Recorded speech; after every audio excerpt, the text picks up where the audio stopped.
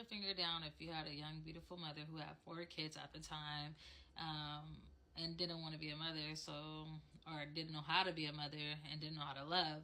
So she gave away her 2 oldest children, didn't see them until like 30 years later, kept her 2 youngest children just to put them through freaking hell, leaving them at her adoptive mother's house where they were abused and molested. To the point where they would see her on the street and they would be screaming, crying for her, and she would drive off like she didn't even know who they were. To the daughter, which is me, where was getting molested one time, and then started her period at school the next day, and was scared because she thought that the period was started because the blood was happening because what happened the night before. But come to find out, she had started her period just for her mom to come pick her up and beat her all the way home because she started her period. So she was molested that night and then beat by her mom because she started her period, and was so confused, to the point where they molested us so bad and did things to us so bad that something really bad happened to my brother to where we had to leave. So then my mom finally picked us up and took us from that home, took us to one of her friend's house, to where it was late at night, and the friend's son was trying to have sex with her because that was her thing, and she didn't want to have sex with him. So she made us get up, pack our stuff up, and walk down the street, which was like a long time for us very young children to be walking with bags, for us to throw our bags behind the bus stop. And she said that, oh, we're going to come back the next day to get the bags or whatever for our clothes. We get back the next day, the clothes is not there, so we had to go to school with the same clothes that we had on the day before, to which I begged her not to do that because people were going to talk about us, just for my best friend to sit here and laugh and tell everybody that I wore the same clothes yesterday, which was very disgusting because, girl, you don't know what the hell we just went through last night, this morning. That's why I tell my kids to be kind to people, because you don't know what they're going through. Anyways, yeah, she wasn't my friend after that. Just for my mom, we stayed in hotels and stuff like that. My goddad would pay for us to stay in hotels, so we stayed in hotels. And then she got to the point where she didn't want to stay in hotels no more, and she didn't want to be a mom, so she dropped us off to some strange guy's house. We ended up having to call our grandma, which we had to call her often because my mom was always leaving us places. So my grandma, she never changed her number. Even to this day, she still has the same number because she figured that if we needed her, we can get in contact with her. So now we are staying with my uncle's wife. My uncle, he goes back to prison because my uncle and my stepdad, they were always in and out of jail. So now my uncle's wife, she gets sick, and I'm skipping a whole part. So now I'm with my brother's side of the family, and they're molesting me. All the boys. I'm the only girl up in the house, and they're molesting me. And they would sit here and they would tell me like, oh, well, this is not your family and stuff like that. And if you do tell, they're not going to believe you because whatever situation. So I had to deal with that. So I was molested in the adopted house, and then now I'm being molested here, to where I get really, really sick because I have a problem using the bathroom number 2. And now I'm throwing up and everything like that, just for my uncle's wife to sit here and ask me if I'm pregnant. Miss, I'm only 9 years old. You're asking me if I'm pregnant. Mind you, yes, I started my period early, but she's asking me if I'm pregnant because I'm throwing up. So now she's scared to take me to the doctor, the hospital, because I'm throwing up. And she did witness something happening to me, but she did not speak up and she did not say anything. So anyways, eventually she takes me to the hospital or whatever. Come to find out, it's whatever. So that's that.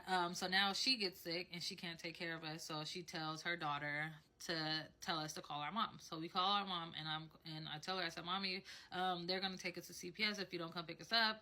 Just for my mom to sit here and say, well, y'all just gonna have to go to CPS because I'm not coming to pick you guys up. So she hangs up the phone. I call her probably 100 times. So now I have a problem with when people don't answer my phone call. It gives me like anxiety. Like it stresses me the hell out. Still working on that. We'll get there. But anyways, so now it's me. I'm not being split up from my brother. Like my brother is all I have, and I have to protect my brother. So I think I was like 8, 9 years old, like around that age. And my cousin, she was like 18, 19. And she stood in front of the door and she's like, "Oh, you guys are not leaving because my mom is not gonna go to jail for you guys and this and that." So me, I was a fighter. So I beat her up and I took my brother and we ran into the canyon. So then he comes and he tells me that, oh, my hand is hurting. He comes and he tells me that, oh, he's hungry. So I go and I steal him some food or whatever. Ask the stranger if I can use their phone. I'll call my grandma. My grandma doesn't answer the phone. I call my my uncle on my biological dad's side of the family. So he used to help me out when I was like younger. Like he used to give me this money. He used to pay for me to play basketball. Yeah, he used to play basketball. He used to pay for me to play basketball and all this other stuff. And then anyways, long story short, oh no, I wasn't even, listen, I've been trying to block all this shit out because it's been like, really affected me like these past few years or whatever. But anyway, so he comes in, he picks us up. He takes me to our grandma's house. My grandma, she said, "Oh no, you guys are just gonna have to go to CPS because I'm tired of your mom. I get you guys get back on track and stuff like that. And then your mom comes and take you guys. So go to CPS and I will come and get you guys." At that time, I didn't understand it because I feel like she just didn't want us. And nobody was splitting me and my brother up because I know once you get to CPS, they split you up. And I wasn't having that. So I begged my uncle if he can just take us.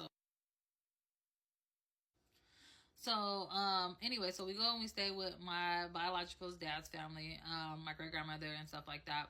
So we're there, and every night my brother, he's crying, "Oh, I want mommy," and this and that. So I used to beg him, like, "Girl, please don't cry, like, stop, because this is not your family. I don't want them to put you out and everything like that."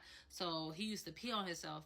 So early in the morning, I'll go and I'll sneak to the laundromat and go wash the sheets and stuff like that, wash the sheets or whatever. So my grandma, my great grandmother, and my uncle wouldn't say like, "Oh, he's peeing on himself, he's crying or whatever, blah, blah, blah." I try to make everything so easy there. Like, if he was hungry, I wouldn't eat all my food or whatever, so that if he wanted more food, I'll just give him my food, all of that. So it wasn't a pain for them. They still end up taking my brother from me. My uncle lied and said, "Oh, I'm gonna take him on we're gonna take a boys ride or whatever, and this not, you're not coming this time." He comes back without my brother. And come to find out, it was my dad, my biological dad, who, made the shot or whatever. And I'm just like, how could you do that? Because the reason why me and you have a relationship is because my stepdad was locked up with you, and he gave the phone to you or whatever so that you can talk to me and build a relationship with me, and he didn't have to do that. But he did that, and his mom and him took care of me, and they accepted all your collect calls every time you called me, and just for you to. So that was that.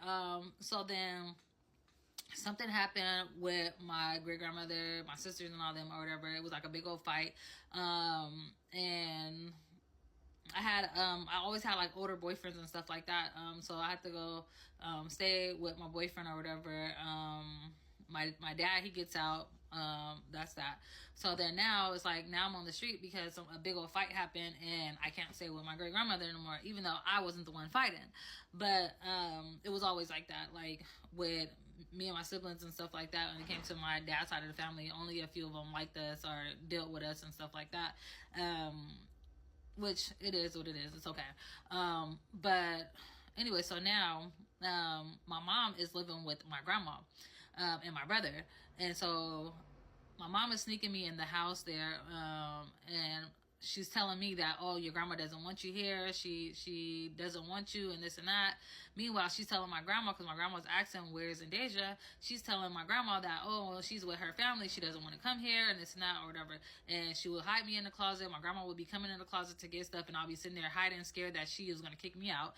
And my mom just manipulated the whole situation. My grandma was so sad when I told her that. So anyway, so now My mom, she takes us, and she gets us, we go and we stay in hotels again. So now we're staying in all these hotels, and she'll get drunk and she'll get upset with me and stuff like that. And I'm like 11, 12 years old, and she'll put me outside, at 12 o'clock, 1 o'clock in the morning. And my brother would be crying, begging her not to do that. Like, please, like, Deja, she doesn't have nowhere to go. It's raining, it's nighttime, and it's not. And I'll have to sleep at the train station, or I'll go sleep in abandoned apartments and stuff like that.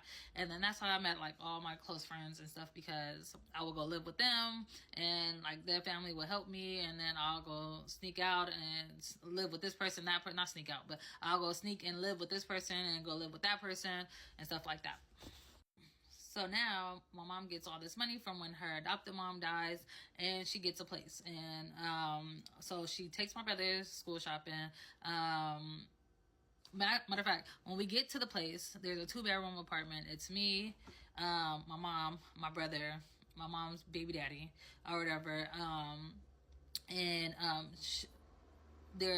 instead of me and my brother sharing a room, she gives me this walk-in closet. So the walk-in closet, there's no window, there's nothing. There's just a little twin bed that you can fit in there. So I'm sitting there every day, every night, crying, writing on the walls, talking about I want to kill myself. I don't want to live here. Nobody loves me. I don't have anybody. I used to pray to have kids or whatever, because my kids will love me unconditionally, and can't nobody take my kids away from me and stuff like that. And so school starts or whatever. She buys my brother's clothes. She doesn't buy me anything. So I go to school with the same clothes that I've been wearing for years. I ended up having to drop out because my mom got pregnant, had my little brother. I had to sit there and take care of him because she was always drunk, and her boyfriend was always fighting. And then, so what happened after that? They get into a fight. He pushes my head through the window, busts the window open. She tells the police that I started the fight and that she wants me out, even though she was the one that started the fight. And I was trying to protect her and my little brothers, and she ended up putting me out. So I've never really stayed in one spot for more than 2 months. So now I'm here in New York, and I finally found, I've been in this apartment for 8 years, and put your hand down, finger down, or whatever the situation is. If you want to hear more, I have way more stories, especially my story when I moved to New York from California. The craziest story ever.